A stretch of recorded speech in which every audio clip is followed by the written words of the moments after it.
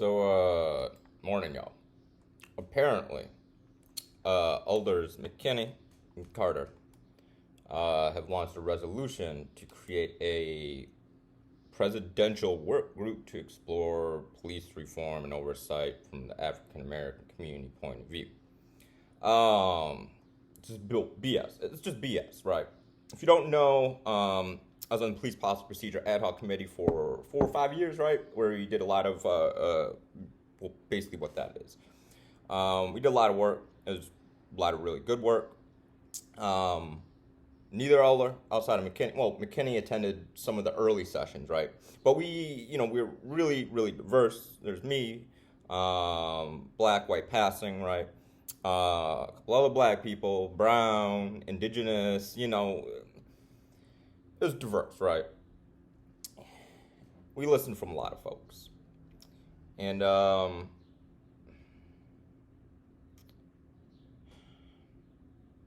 it's saddened. I'm angry at this effort that McKinney and Carter are about to do, because it's a farce. It's a lie, right? It's a lie. They have, throughout the years, used their blackness and the language of social justice to hide behind anti-justice efforts and to undermine police reform efforts.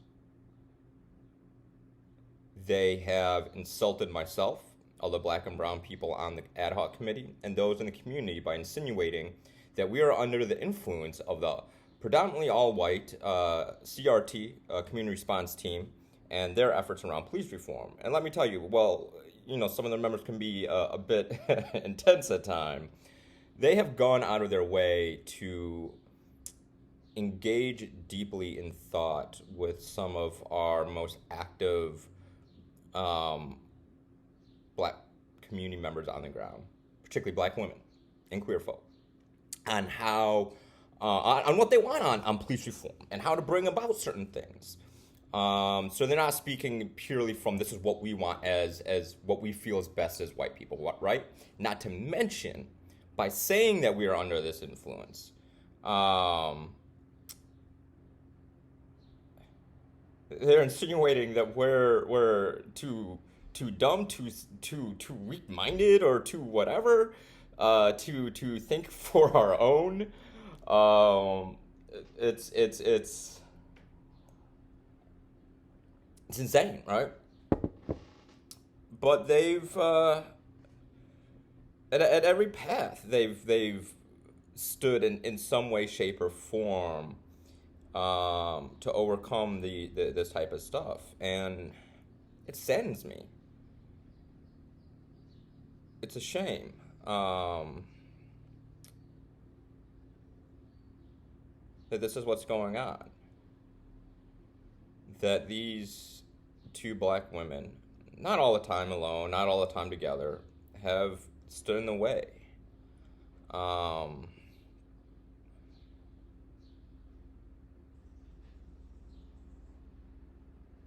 Yeah, it really does. It's upsetting when I see this.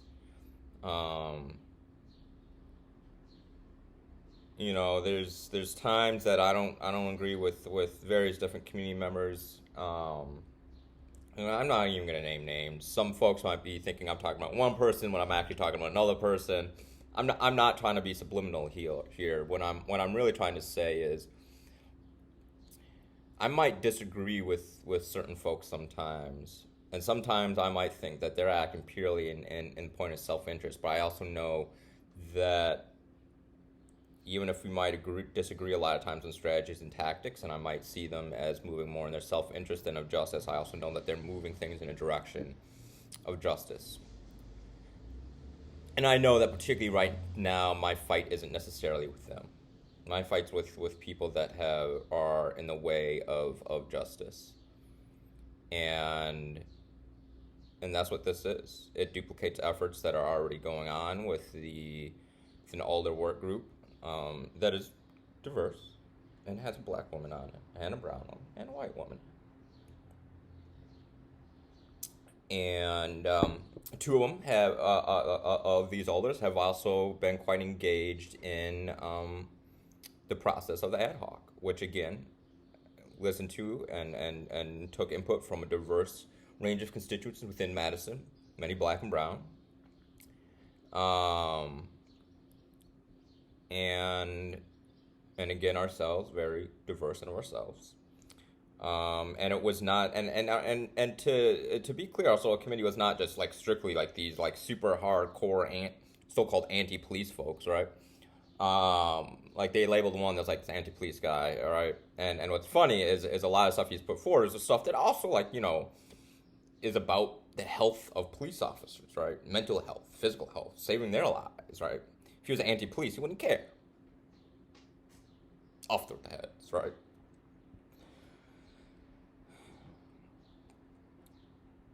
With well ignoring the fact that, again, we had a former police officer,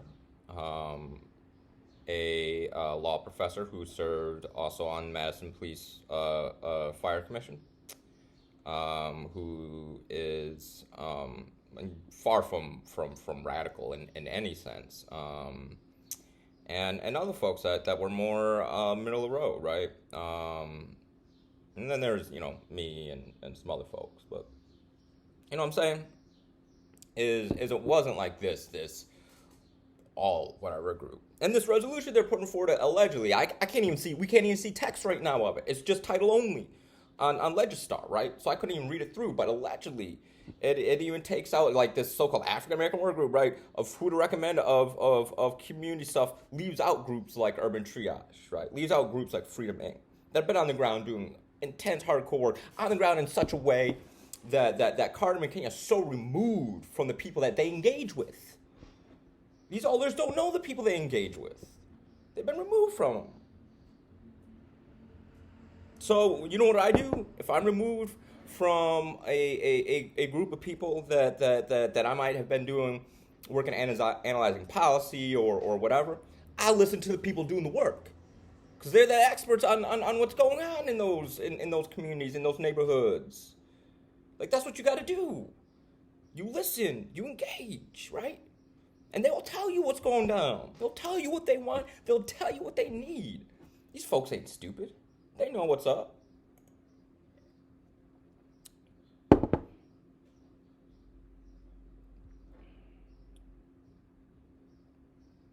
So I sent a letter, you know, it was a little harsh.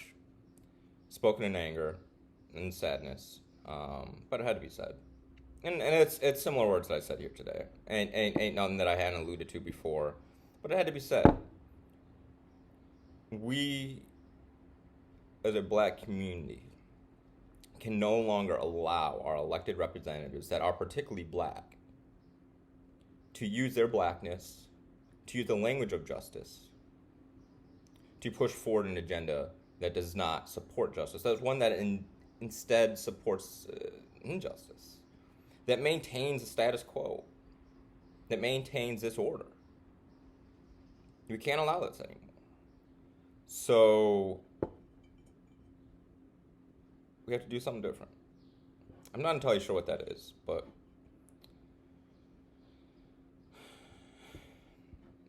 I ain't on the streets and I'm tired, y'all. I'm tired.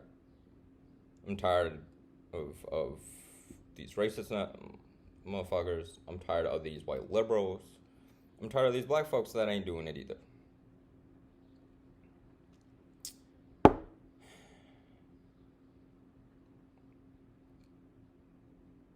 Humans are innately selfish people. We're also innately unselfish. We have to balance those two things within ourselves. And it becomes so easy to be seduced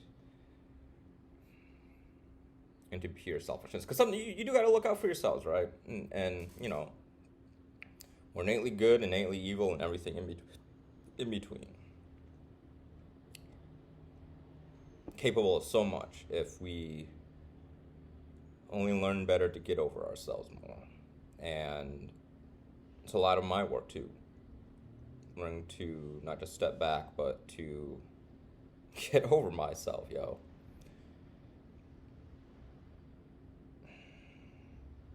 I mean, I pray for them. I hope they find their way eventually. There's things my soul's going to have to answer for. Nothing unforgivable, but there's going to be some things that my soul has to answer for. The things that I got to wrestle with, right? As a man, how I've perpetuated culture of patriarchy. Times I've made women uncomfortable. Right? How have I participated in a world that devalues women and particularly black women, all right? People I've hurt in general, right?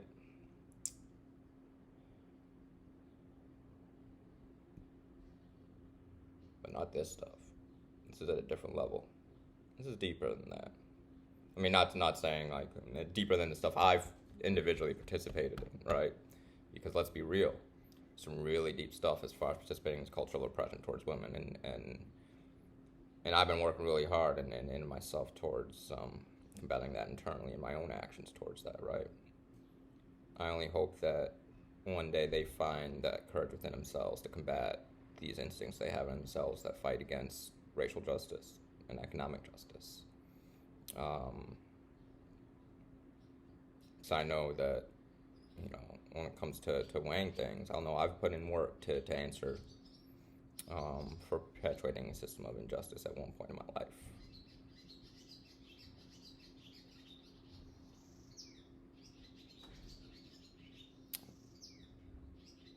I hope they can find their peace.